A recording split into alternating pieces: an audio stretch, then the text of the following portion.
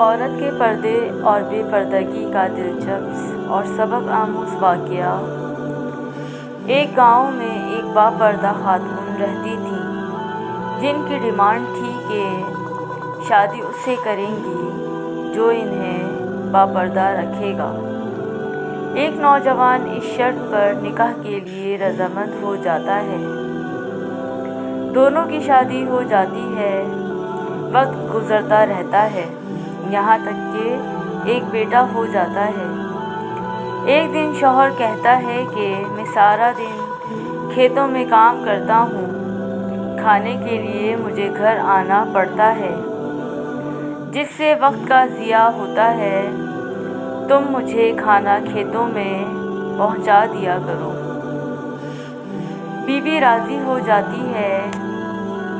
وقت گزرتے گزرتے ایک اور بیٹا ہو جاتا ہے جس پر شوہر کہتا ہے کہ اب گزارا مشکل ہے، تمہیں میرے ساتھ کھیتوں میں ہاتھ بٹانا پڑے گا۔ یوں وہ با پردگی سے نیم پردے تک پہنچ جاتی ہے اور تیسرے بیٹے کی پیدائش پر اس کا شوہر مکمل بے پردگی تک لے آتا ہے۔ وقت گزرتا رہتا ہے یہاں تک اولاد جوان ہو جاتی ہے۔ ایک دن یوں ہی بیٹھے بیٹھے شوہر ہنسنے لگتا ہے۔ بیوی سبب پوچھتی ہے تو کہتا ہے کہ بڑا تو پردہ کرتی تھی، آخرکار تیرا پردہ ختم ہو گیا۔ کیا فرق پڑا، پردے اور بے پردگی کا زندگی تو اب بھی ویسے ہی گزر رہی ہے۔ وہ بولتی ہے کہ تم ساتھ والے کمرے میں چھپ جاؤ، میں تمہیں پردے اور بے پردگی کا فرق سمجھاتی ہوں۔ شوہر کمرے میں چھپ جاتا ہے۔ عورت اپنے بال بکھیرے رونا پیٹنا شروع کر دیتی ہے۔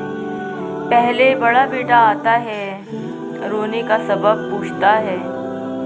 ماں کہتی ہے تیرے باپ نے مارا ہے۔ بڑا بیٹا ماں کو سمجھاتا ہے کہ اگر مارا ہے تو کوئی بات نہیں، وہ آپ سے محبت بھی تو کرتے ہیں، آپ کا خیال رکھتے ہیں۔ وہ سمجھا بجھا کر چلا جاتا ہے۔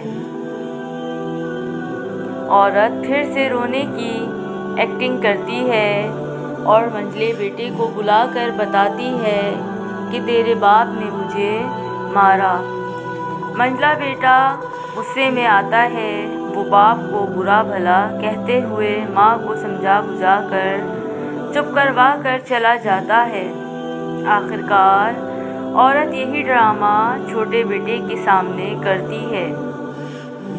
چھوٹا بیٹا تو غصے سے آگ ببولا ہو جاتا ہے اور زور زور سے گالیاں بکتے ہوئے ڈنڈا اٹھاتا ہے اور کہتا ہے کہ ابھی باپ کی خبر لیتا ہوں۔